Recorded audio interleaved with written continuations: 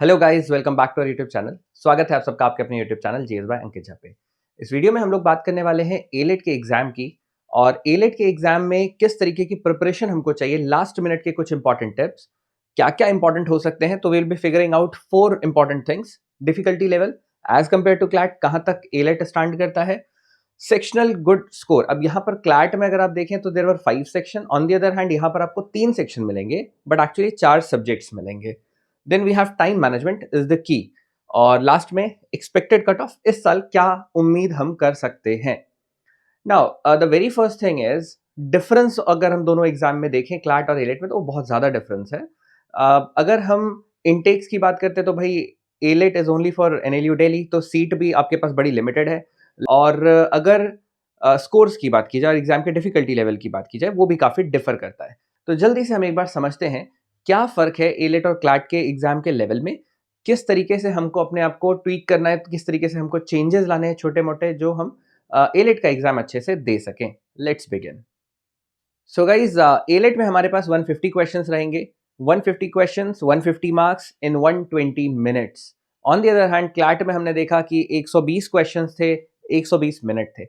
Difficulty level की जहां तक बात है तो एलेट का difficulty level obviously is much more than that of CLAT. CLAT का जो आपने एग्जाम दिया उससे डिफिकल्टी लेवल ऑब्वियसली इसका ज्यादा रहता है, और अभी हम कंपैरेटिव एनालिसिस नहीं करने वाले हैं। तो अगर हम पिछले कुछ एग्जाम्स को एनालाइज करें तो एलेट इन 2020 वाज एवरेज या मॉडरेट कहिए उसको।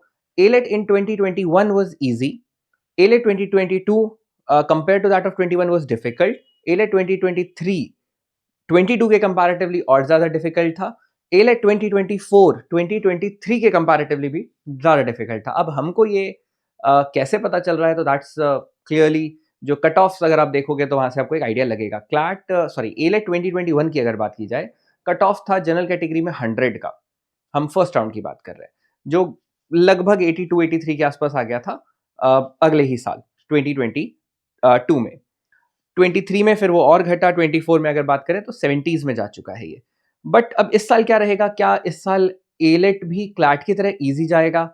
तो ये थोड़ा सा संशय वाला क्वेश्चन है, थोड़ा सा अभी डिफिकल्ट है प्रेडिक्ट करना। But the thing that you need to focus upon, level कैसा भी आए, आपका स्कोर अच्छा कैसे हो सकता है, उस पर हमको काम करना है। तो let's begin with few of the things. ये सबको पता है कि पैटर्न क्या है।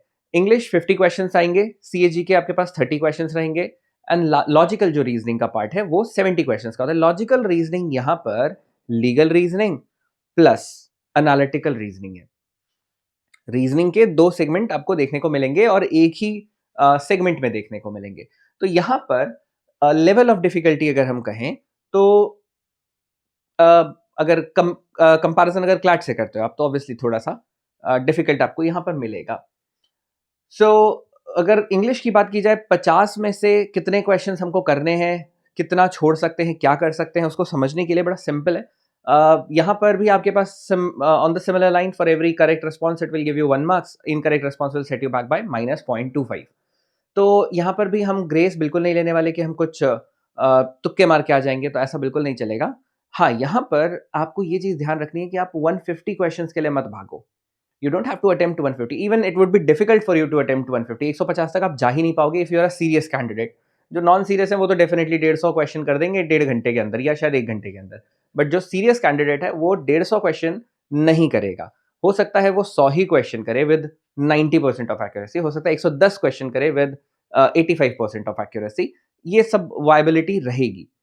तो अगर मैं सेगमेंट वाइज चलूं, तो इंग्लिश के लिए आपको ग्रामेटिकल पार्ट पे, वोकैब पे काम करना होगा।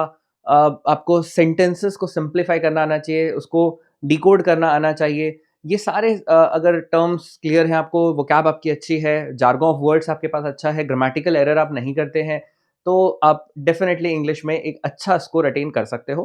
पैसेजेस का level of difficulty obviously CLAT के कंपैरेटिवली मच हायर। तो यहाँ की इंग्लिश बहुत फिल्टर्ड है, तो आपको उसके लिए प्रिपेयर्ड रहना होगा। सेक्शन बी जो कह रहा है करंट अफेयर्स, पहले 35 क्वेश्चन से अब 30 क्वेश्चन से, उससे पहले 50 क्वेश्चन हुआ करते थे, तो धीरे धीरे हम रिडक्शन देख रहे हैं in the number of question. At the same time important thing here is, यहाँ पर सी ए जी के दोनों पार्ट आ रहा है, वन लाइनर्स आ रहे हैं। हम पिछले कई वीडियोस में इसकी प्रैक्टिस भी कर चुके हैं। वन लाइनर्स के थ्रू आपको एक चीज तो क्लियर है कि आपका टाइम सबसे कम कंज्यूम अगर कहीं होने वाला है तो वो सी ए जी के है, तो that section should work effectively for your time management. तो आप यहाँ पर 30 question hardly is a matter of 4 to 5 minutes, max आप ले लेंगे तो 7-8 मिनट में आपको 30 क्वेश्चन निपटा देने हैं।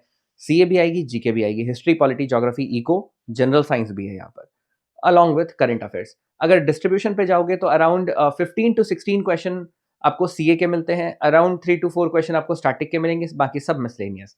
तो जैसे अलग अलग ऑर्गेनाइजेशंस के हेडक्वार्टर पूछ लिए, इन्वायरमेंटल लॉज से कुछ पॉइंट्स पूछ लिए, कुछ कॉन्फ्रेंसेस, मीटिंग, इंसेंटिव्स के ईयर डेट्स पूछ ली, कुछ इंपॉर्टेंट डेज एंड डेट्स पूछ लिए, कुछ इंपॉर्टेंट पर्सनालिटीज, ऑबिचुरीज के बारे में पूछ लिया, रिसेंट अवार्ड्स के बारे में पूछ लेंगे, ये सब तो मिसलेनियस है।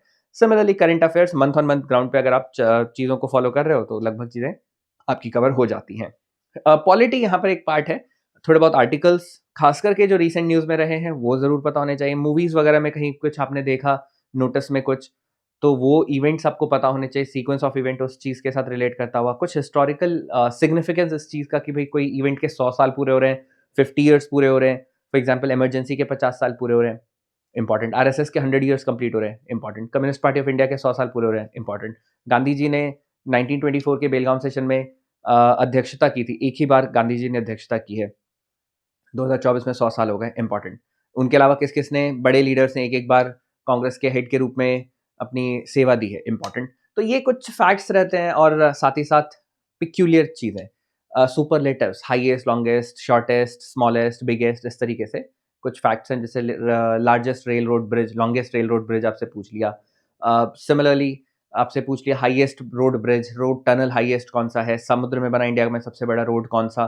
तो इस तरीके के कुछ फैक्ट्स आपको पता होने चाहिए, तो सीएजी के आप कर लोगे, डुएबल है। And then coming on to logical reasoning is completely based on concepts. तो ये कॉन्सेप्चुअलिटी अगर आपको आ रही है तो आप कर लोगे। अगेन आई वुड रिपीट कि क्लैट से एलेट तक का जो 7 दिन का सफर था उसमें हम बहुत ज़्यादा कुछ एक्स्ट्रा कर लेंगे, तो ये तो कहना थोड़ा सा ज़्यादती होगी, तो ऐसा नहीं होगा। Now important things which we need to keep in mind before attempting the paper, क्या-क्या चीज़ें हैं। पिछले 7 दिन में डेफिनिटली आपने एक चीज़ जिस पर सब लोग स्ट्रेस करते ही हैं वो है प्रीवियस ईयर के क्वेश्चन पेपर ज़रूर करिए। पैटर्न चेंज नहीं है तो वी आर नॉट एक्सपेक्टिंग, सी वैसे एलेट सरप्राइजेस के लिए जाना जाता है। तो एक जो सेट सिनेरियो बनता है आप उसको तो ज़रूर लेकर दिमाग में तैयार रहें। पीवाईक्यू करना इज मस्ट। अगर आपने एक बार कर लिया है तो आपको इससे टाइम मैनेजमेंट का आइडिया लग जाएगा, अपना एक स्कोर किस रेंज में आ रहा है उस रेंज को भी समझ कर चलना। टाइम मैनेजमेंट इज द की। 2 घंटे 150 सवाल मुश्किल है, लेस देन 1 मिनट आपको मिल रहा है फॉर एवरी क्वेश्चन, और वहां पर कुछ पैसेजेस भी हैं, इंग्लिश में भी पैसेजेस हैं, लीगल में भी यानी लॉजिकल में भी आपको पैसेजेस मिलेंगे, वहां पर आपको प्रिंसिपल बेस्ड क्वेश्चन होते हैं, तो प्रिंसिपल एंड फैक्ट पे चलेगी चीजें, तो definitely it is time consuming.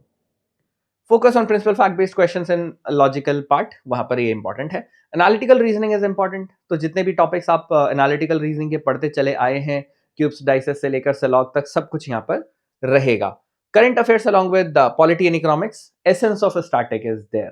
History polity से पूछे जाएंगे क्वेश्चन, तो बैटल ऑफ तरेन कब हुआ, कुछ इंपॉर्टेंट इवेंट्स हैं, कुछ इंपॉर्टेंट पर्सनालिटीज हिस्ट्री में है, कोई बुक है इंपॉर्टेंट आ सकती है। वो कैप ग्रामर ग्रामर के अलावा सेंटेंस इंप्रूवमेंट पे भी आपको काम करना पड़ेगा। तो ये तो कुछ इंपॉर्टेंट चीज़ें हैं जो हम ध्यान रखें before going for the exam. At the same time एक बहुत इंपॉर्टेंट चीज़ जो आपको ध्यान रखनी है वो रिलेट करती है एग्जाम को लेकर आपकी प्रिपेयर्डनेस।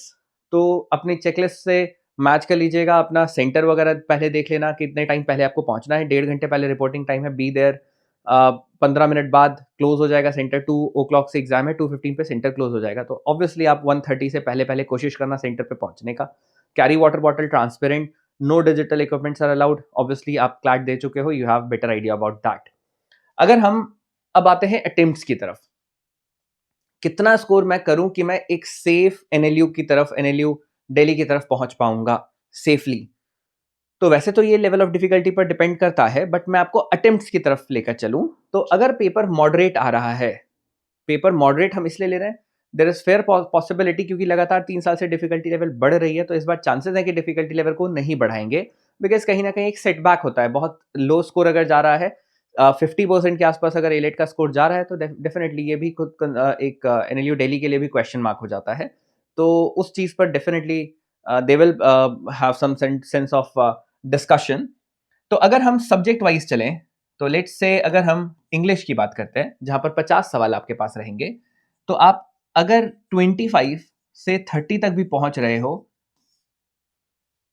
ये मैं सही की बात कर रहा हूँ। अगर इतने क्वेश्चंस आपके सही हैं और इस पे 5% ज़्यादा अटेम्प्ट लेकर चलिए, accuracy of somewhere close to 80% के आसपास यहाँ रहे अगर, तो आप ये इतने सही स्कोर्स अगर कर पा रहे हो, इतने सही क्वेश्चंस कर पा रहे हो, that's a good score out of 50।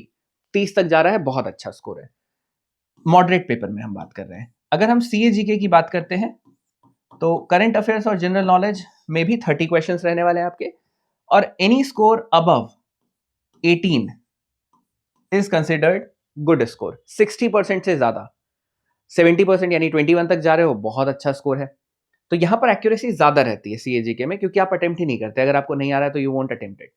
English में थोड़ा बहुत डाइसी सिचुएशन में हमको लगता है अच्छा वो कैब में कुछ कंफ्यूजन रहती है, हम कई बार अटेम्प्ट कर देते हैं। इंटेंशनली हमारा ये ऑब्जेक्टिव नहीं रहता कि हम उसको गलत करेंगे, बट हमारा ऑब्जेक्टिव ये है कि भाई ज्यादा चांसेस है कि सही हो जाए, क्या पता। बट यहाँ सीएजीके में वेदर एक ही दो ही प्रोबेबिलिटी है। If you are sure you will attempt the question, unsure है आप तो आप छोड़ देंगे उसको, लीव इट। एंड लास्ट जो लॉजिकल प्लस लीगल का पार्ट है हमारा, जहां पर 70 क्वेश्चन हमारे पास है। अगर आप यहां पर 55 प्लस हिट करते हैं तो ये एक स्वीट स्पॉट होता है। केस ऑफ मॉडरेट सिनारियो, अगर हम एवरेज स्कोर देखें तो इट वुड बी 85 प्लस, और अगर हम डिफिकल्ट पेपर बोले तो उस केस में 80 प्लस का स्कोर हम एक्सपेक्ट करेंगे। अब ये थोड़ा बहुत वेरिएंस इसमें जरूर देखने को मिलेगा, बट इजी के केस में 100 का स्कोर जाता है एलिट में। तो आपको ये चीज इंश्योर करनी है कि आपको जितना आ रहा है, make sure you attempt those questions. आप सारे क्वेश्चन अटेम्प्ट करने के पीछे मत जाइए। हो सकता है आप 110 120 तक रुकेंगे, that's okay, that's completely fine. 120 question में से भी अगर आपकी 90% की एक्यूरेसी है तो आप इजीली 100 के ब्रैकेट में रहेंगे, और that would be a safe total for general category students. Category wise अगर आप देखोगे तो ओबीसी, फिर एससी एसटी, ये धीरे धीरे जो मार्क्स का वेरिएंस है वो नजर आएगा आपको। तो ये एक बेसिक सा अंडरस्टैंडिंग हमें होना चाहिए कि हम रेस अगेंस्ट द टाइम करके ये ना करें कि सारे क्वेश्चन अटेम्प्ट करें। There would be fair probability, अगर जितना आ रहा है आप उतना अटेम्प्ट करते हैं तो। किसी क्वेश्चन पे ज्यादा टाइम लग रहा है, मूव करिए, अगले क्वेश्चन पर जाइए, जल्दी जल्दी उन क्वेश्चंस को सॉल्व करिए। फिर मिलेंगे हम लोग बहुत जल्द। आपके रिजल्ट्स बहुत जल्दी अनाउंस हो जाएंगे। एलेट की भी काउंसलिंग का प्रोसेस शुरू होने वाला है फिर। सो जैसा भी आपका स्कोर रहेगा, do let us know in the comment box. Will definitely search out for the possibility कि whether you will be able to make it और not. My best wishes are with all of you. Definitely, I want to see many of the results in ALET and ALU Daily में आप में से बहुत सारे students को मैं जरूर देखना चाहूंगा।